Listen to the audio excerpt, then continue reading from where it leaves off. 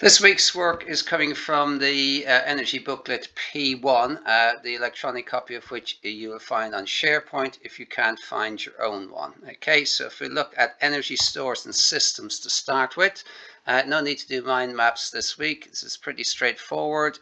Read through that. It is just looking at what energy is and what work is, which is energy. And then the fact that energy has to be conserved, i.e. energy cannot be created or destroyed. What you actually need to know from this week is just this section here. What are the energy stores and pathways?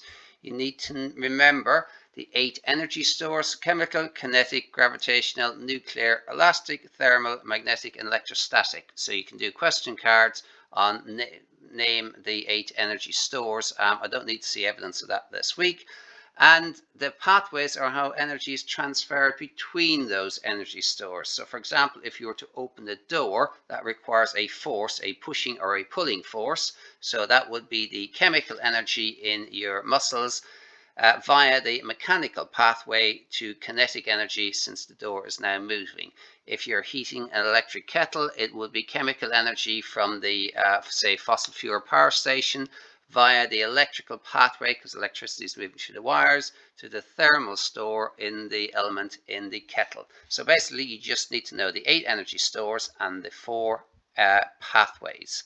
Okay, which leads us on to the next section, which is lesson 2, which is very straightforward. It is just elastic potential energy, and to know the equation for elastic potential energy.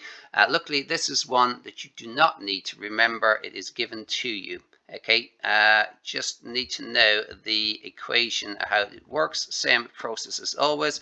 Write out your equation, substitute in the values. Do not forget those first 2 steps, because that leads to the problems with these equations, and then do your calculation.